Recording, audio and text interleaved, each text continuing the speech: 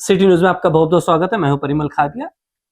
30 तारीख को महापौर पद के लिए इलेक्शंस हो जाएंगे और 30 तारीख को बहुत हमें एक नया महापौर उप महापौर अमरावती के लिए मिल जाएगा। अभी तक किसी भी दल ने, सब दल अपनी अपनी तरफ से दावे कर रहे हैं कि महापौर उनका बनेगा, लेकिन हम बात करते हैं वस्तु स्थिति पे। हमारे साथ है वरिष्ठ विशेषज्ञ राजनीतिविद संजय मापले जी। संजय जी, यदि हम बात करें कांग्रेस की, कांग्रेस के पास 15 नगर सेवक उनके हैं, 44 का एक मैजिक फिगर है। क्या, किस आधार पे वो मैजिक फिगर बन सकता है और कैसे, किन किन का साथ लेकर, और क्या आपको लगता है कि कांग्रेस अभी उस रेस में है महापौर पद के, उनका उनका चुना जाए? कसं आहे, राजकारणामध्ये मी सांगतो की राजकारणामध्ये काही होऊ शकते, हा पहिला विषय. परंतु जो मॅजिक फिगर आहे खऱ्या अर्थानं आता म्हणजे काँग्रेस पक्षांकडे 15 नगरसेवक आहे. आपण जर बेरीज जुळाजुळव केली म्हणजे जसं आता चंद्रकांत बावनकुळे साहेबांनी सांगितलं की AMI सोडून आपल्याला इतर पक्ष, इतर समविचारी पक्षांवर आपल्याला सत्ता बसवायला काही हरकत नाहीये. परंतु आपण असं पाहिलं की काँग्रेस पक्षाचे 15 नगरसेवक, 12 नगरसेवक AIMMचे म्हणजे 27 झाले आणि त्याच्यानंतर 2 उभाटाचे म्हणजे 29 झाले आणि 3 आपण समजा BSPचे धरले 32 झाले आणि 1 वंचित 33 झाले आणि 11 NCPचे आणि 11 आपण NCP पकडले. 44चा फिगर होते. परंतु हे सुद्धा पाहणं खऱ्या अर्थानं महत्वाचं. हे आपल्या खऱ्या अर्थानं संजय खोडके साहेबांनी म्हटलं की ज्या ठिकाणी YSP आहे त्या ठिकाणी मी सत्तेमध्ये सहभागी होणार नाही, म्हणून त्या अनुषंगाने आपण चर्चा करतो. क्या हो संजय खोडके साहेबांनी अगोदर सांगितलं असतं की आम्ही राज्याच्या युतीसोबत महानगरपालिकेमध्ये आम्ही युती करू शकतो, तर मग हा विषय नसता आला. परंतु जेव्हा हे स्टेटमेंट त्यांचं आलं, या स्टेटमेंटला सुद्धा आता 10-12 दिवस होऊन झालेले, म्हणजे 5-7 महिन्यावर सुद्धा त्यांनी असं स्टेटमेंट केलं होतं. पण आता 5-6 महिन्याच्या स्टेटमेंटपेक्षा जेव्हा ह्या सगळ्या निवडणुका आटोपल्यात तेव्हा सुद्धा त्यांचं स्टेटमेंट होतं. म्हणून त्या चर्चेमध्ये आपण 44चा फिगर आपण त्यांच्या खऱ्या अर्थ पाहतोय. परंतु काँग्रेसच्या नेते मंडळीला सुद्धा खरं ठरवायचं आणि खोडके साहेबांना ठरवायचं आहे की या सगळ्या युतीमध्ये बसणं योग्य राहील किंवा योग्य राहील, हा सुद्धा विषय महत्वाचा आहे. दुसरीकडे आपण असं पाहतोय की अमरावतीच्या लोकल राजकारणामध्ये आपण पाहतोय की अमरावतीचे काँग्रेसचे नेते सुनील देशमुख आणि म्हणजे खोडके फॅमिली, म्हणजे संजय खोडके, सुभाताई खोडके, अमरावतीच्या जिल्ह्याच्या राणी शहराच्या राजकारणावर यांचं किती सख्य आहे हे सुद्धा आपण खऱ्या अर्थानं पाहतोय. किती सख्य आहे हे आपण खऱ्या अर्थानं पाहतोय. त्याच्यामुळे या 33चा जो फिगर आहे, 33च्या फिगरापेक्षा जर 11 नगरसेवक जर खोडके साहेबांचे जुळले तर 44 होतात. नाही तर काँग्रेस पक्षाला खऱ्या अर्थानं जुळवाजुळव करायला तो त्रास होईल. आता त्यांच्या म्हणजे पक्षाच्या काय नीती धोरण आहे, पक्षाचे काय गणित आहे, ये तो नेता मंडली आपसा एकत्र बसून ठरव रहे हैं। YSP को सत्ता से बाहर रखना है, अगर खोड़के की हम बात समझे कि अगर YSP को सत्ता से बाहर रखना है तो क्या वो सेक्रीफाइस करके कांग्रेस को, बड़े मन से कांग्रेस को समर्थन देके बीजेपी और YSP को खासकर सत्ता से बाहर रखेगी? क्या इसकी संभावना है? कौन खोड़के समर्थन दे दे कांग्रेस को, क्या इसकी संभावना? याची संभावना कसं शहराच्या राजकारणाकडे सुद्धा आपण खऱ्या अर्थानं पाहिलं. मी तेच बोललो की अब मैं उस पे इसलिए मैं बात करना चाहता हूँ. देखिए, YSP कई लोगों के लिए अछूती है, पर अगर आप राजनीति को गहराई से देखेंगे तो मुझे लगता है कांग्रेस और राष्ट्रवादी के लिए AIMIM ज्यादा अछूती है, क्योंकि ये उनके कोर वोट बैंक पे उनकी पूरी जो नजर है, या जहां उन्होंने सेन लगाई है, उनका कोर वोट बैंक है, जिनको मानते थे कि मुस्लिम समुदाय एक कांग्रेस का और उसके बाद राष्ट्रवादी का, ये परंपरागत है.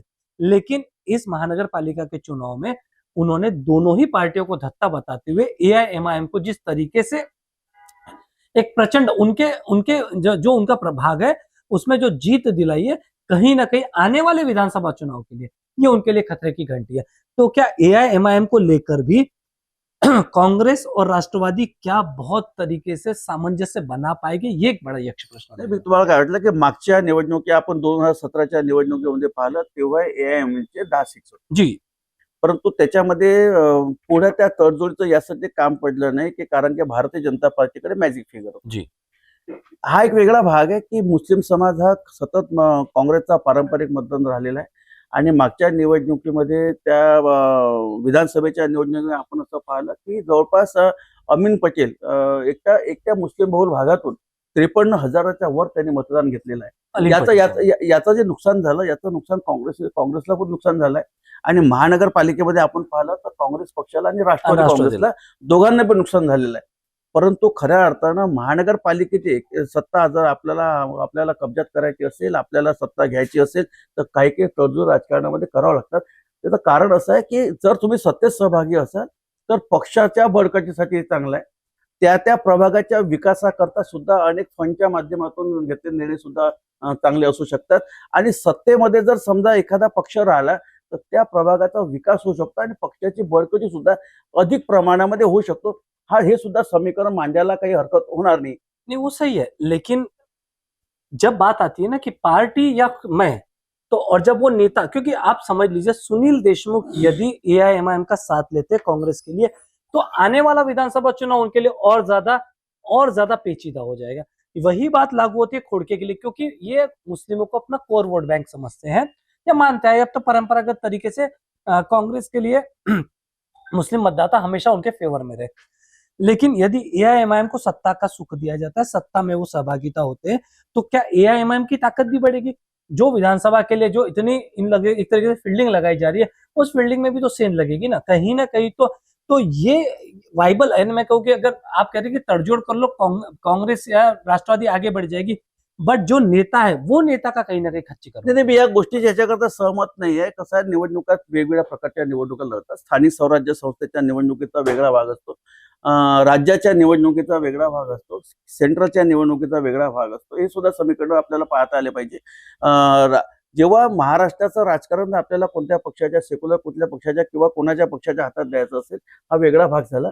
आणि स्थानिक राजकारणाचा हा वेगळा पार्ट आहे. दोन्ही वेगवेगळे पार्ट आहे. सगळे आपल्याला एकत्रित पार्ट आपल्याला जोडता येणार नहीं, वो नाही. इसलिए पहले हुआ करता था। अभी अब देखिए छोटे चुनाव से लेके, जैसे भारतीय जनता पार्टी एक छोटे चुनाव से लेके बड़े चुनाव तक एक जैसी रणनीति अपनाती है और जो झोंकती है ताकत, तो अब वो कोई चुनाव, ये महानगर पालिका का या नगर परिषद का, जिला परिषद का या सांसद का या विधायकी का, उन्होंने वो बैरियर्स तोड़े। अगर हम पिछले 10-12 साल से देखोगे तो आपको नजर आएगा कि उनका पैटर्न, उनके लिए जीत की भूख जो है वो कहीं पर भी हो। तो मुझे ऐसा लगता है, ये मेरा हो सकता है कि इसमें अतिशयोक्ति होगी, लेकिन मुझे लगता है कि यहाँ पर एआईएमआईएम को यदि कांग्रेस या फिर राष्ट्रवादी बढ़ावा देती है तो ये उनके भविष्य के लिए, आने वाले समय के विधानसभा चुनाव के लिए उनके लिए खतरा बनकर उभर सकता है. नाही, मी या मताशी याच्याकरता सहमत नाही. आपण जर असं समीकरण जोडलं की म्हणजे आपण राज्याच्या राजकारणाकडे आपण दुसऱ्या दृष्टीनं पाहिलं किंवा सेंट्रलच्या राजकारणाच्या दृष्टीने पाहिलं आणि स्थानिक स्वराज्य संस्थेला त्या सगळ्या प्रभावामध्ये आपण समाविष्ट केलं तर गणित जुळत नाही. तर सांगतो की आता अमरावतीच्या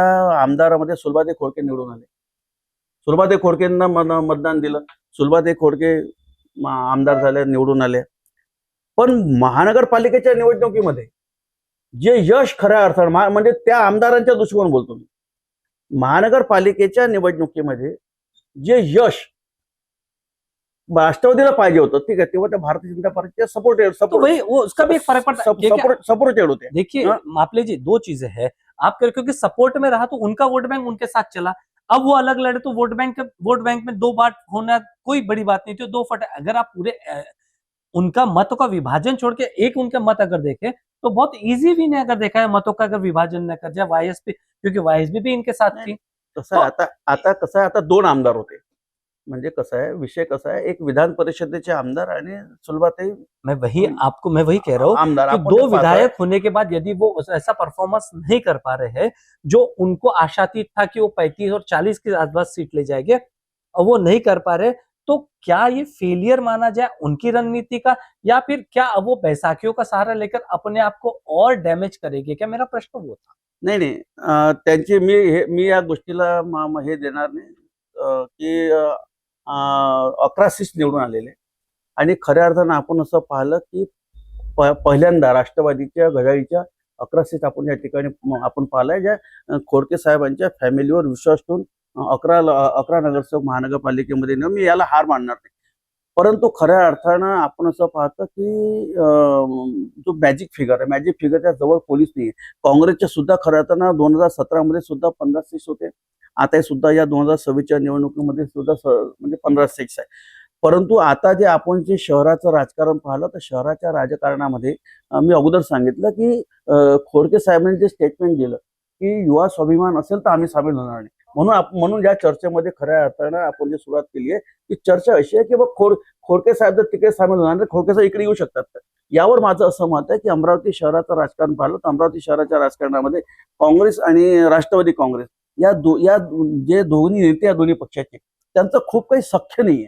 त्याच्यामुळे भविष्याची राजनीती म्हणजे भविष्याची रणनीती ठेवून सुद्धा कशा पद्धतीचं राजकारण होते आणि कशा पद्धतीच्या बैठकीतून तडजोड निघते हे सुद्धा पाहणं खऱ्या अर्थानं महत्वाचं ठरणार आहे. हम बात कर रहे थे अमरावती महानगर पालिका में कौन बनेगा महापौर की। हम देख रहे थे कि कांग्रेस में कितनी या कांग्रेस अपने बल पर कितना कुछ कर सकती है अपने अपने समकक्ष विचारों वाली पार्टियों को लेकर, लेकिन जो पूरा एक सार निचोड़ तो ऐसा आ रहा है कि कांग्रेस के लिए ये अभी टेढ़ी खीर या दूर दिल्ली दूरे वाली स्थिति नजर आ रही है। हम अन्य पार्टियों पर भी चर्चा करेंगे, फिलहाल वक्त हो चला एक ब्रेक का।